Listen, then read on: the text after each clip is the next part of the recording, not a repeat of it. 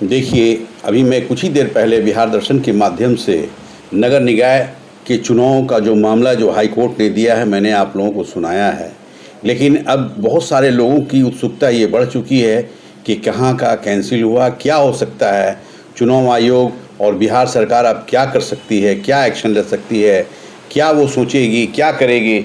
इस तरह की बात सामने आ रही है। काफ़ी लोग बेचैन हो रहे हैं। बिहार दर्शन में लगातार टेलीफोन की घंटियां बज रही हैं, इसलिए कि हर लोग उत्सुक हैं, बेचैन हैं कि क्या हुआ है, क्या कैंसिल हुआ है। तो मैं आपको वो रिपोर्ट अभी देने जा रहा हूं जो पटना हाई कोर्ट के आदेश के आलोक में जिन जगहों पे चुनाव प्रभावित हो सकता है, मैं उसकी जानकारी आप लोगों के बीच देना चाह रहा हूं कि क्या सरकार या चुनाव आयोग जो है, राज्य चुनाव आयोग क्या कर सकती है। अभी मैं आपको ये भी जानकारी दे दूं कि बैठक चल रही है और क्या फ़ैसला हो सकता है, मैं उस पर कुछ आप लोगों को बताना चाहता हूं। मैं ये बता दूं कि पटना हाई कोर्ट ने नगर निकाय में पिछड़ा अति पिछड़ा को आरक्षण देने से इनकार किया है। ऐसे में पिछड़ा अति पिछड़ा वर्ग के लिए आरक्षित सीटों पर चुनाव अधर में लटक गया है।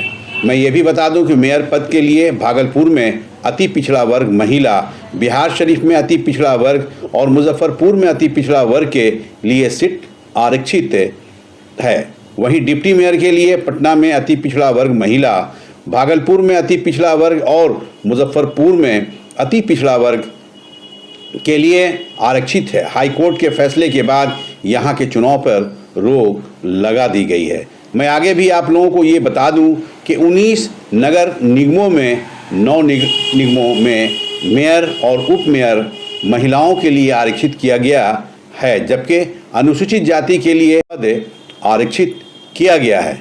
अति पिछड़ा वर्ग के लिए महापौर के 3 पद आरक्षित किए गए हैं। इनमें बिहार शरीफ, भागलपुर और मुजफ्फरपुर की महापौर, जबकि उप महापौर के लिए पटना नगर निगम, भागलपुर और मुजफ्फरपुर नगर निगम पर पद आरक्षित किए गए हैं।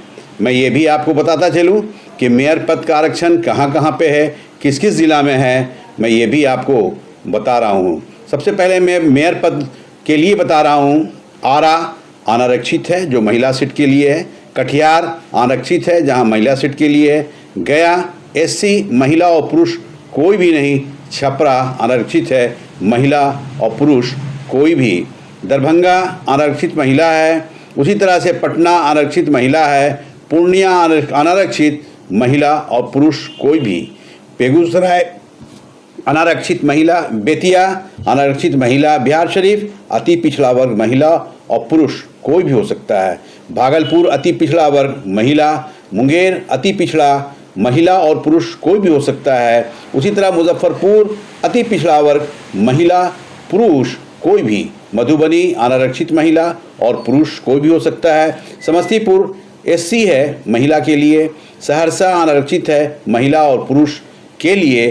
सासाराम अनारक्षित है महिला के लिए। सीतामढ़ी अनारक्षित महिला और पुरुष यानी कोई भी हो सकता है। इस तरह मैं डिप्टी मेयर का जहाँ जहाँ आरक्षण है, मैं उसके बारे में आप लोगों को बता रहा हूँ कि डिप्टी मेयर के लिए कहाँ कहाँ क्या सीट किसके लिए है, मैं वो भी आप लोगों को बताने जा रहा हूँ। तो सबसे पहले मैं आरा से शुरू करता हूँ। आरा अनारक्षित महिला। कटिहार अनारक्षित महिला और पुरुष दोनों के लिए। इस तरह गया एससी महिला। छपरा अनारक्षित महिला और पुरुष कोई भी प्रत्याशी बन सकता है। उसी तरह से दरभंगा अनारक्षित महिला। पटना अति पिछड़ा वर्ग महिला। पूर्णिया अनारक्षित महिला। बेगूसराय अनारक्षित महिला। बेतिया अनारक्षित महिला। बिहार शरीफ अनारक्षित महिला।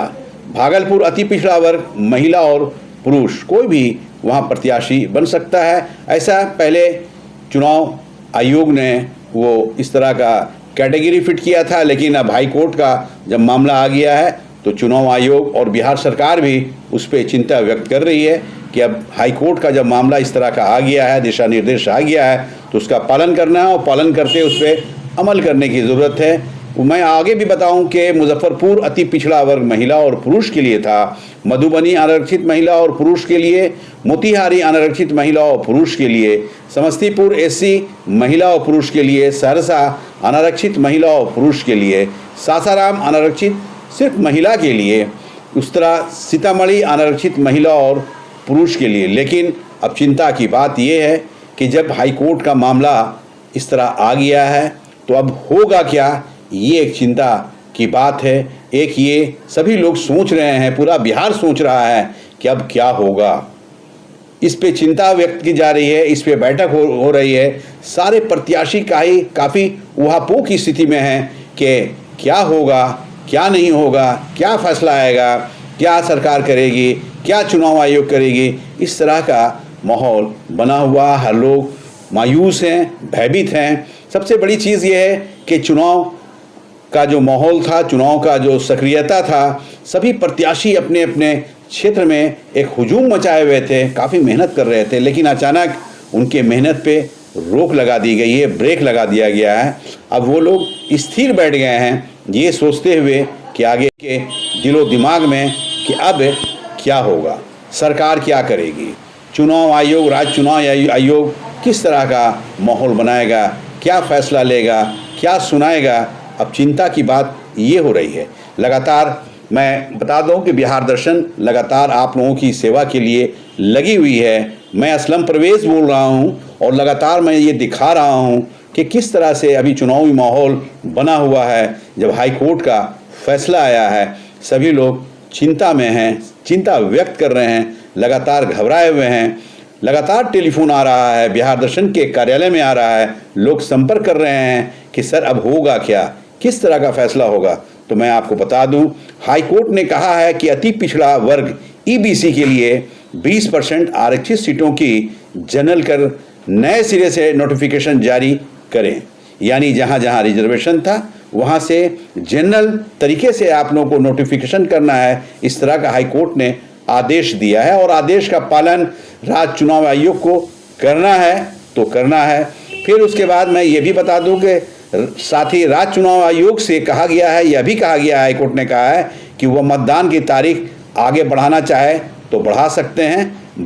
फिलहाल राज्य चुनाव आयोग की तरफ से इस संबंध में कोई नोटिफिकेशन जारी नहीं किया गया है। मैं ये भी जानकारी दे रहा हूं कि जारी नहीं किया गया है, देर शाम तक इसके लिए इसकी जारी होने की संभावना भी है। तो इस तरह से मैं आपको ये बता दूं कि अब इसका विकल्प क्या है, क्या हो सकता है।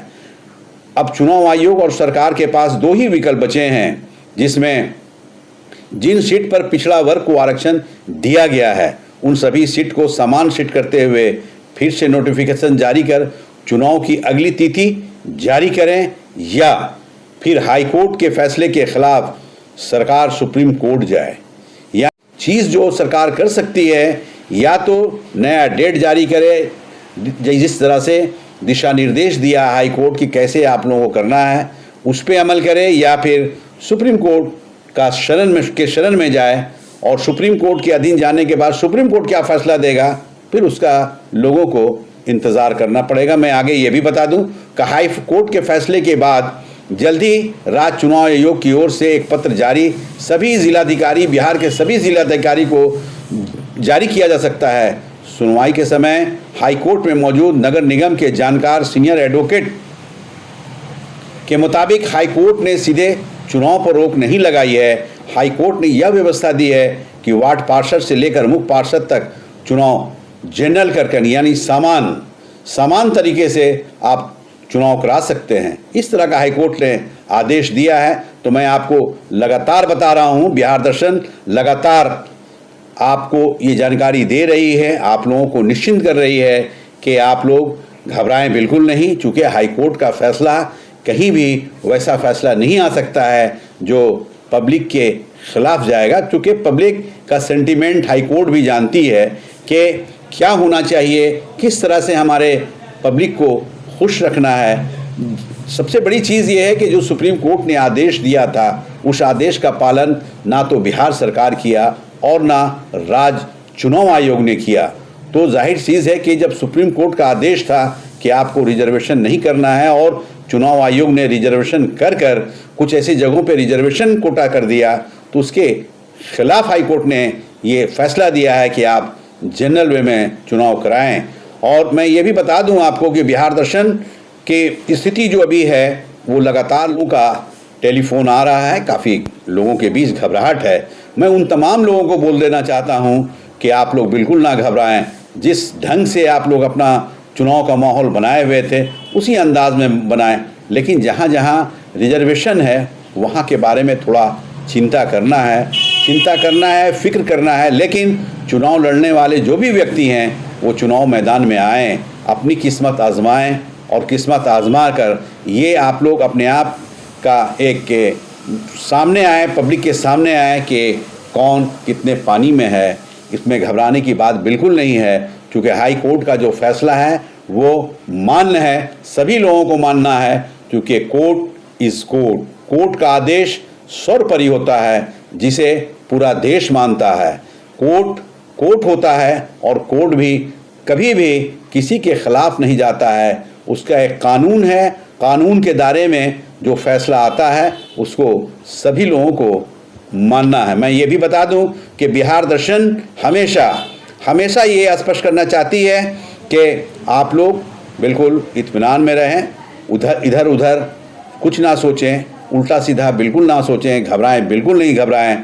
जहां जहां हाई कोर्ट ने जो फैसला दिया है आप लोगों को बिल्कुल आईने की तरह वो फैसला दिया है, और फैसला को मानना हम लोगों का फ़र्ज़ बनता है, पूरे प्रदेशवासियों को फ़र्ज़ बनता है, क्योंकि कोर्ट इज़ कोर्ट। बिहार दर्शन से मैं बोल रहा हूँ, मेरा नाम असलम परवेज़ है।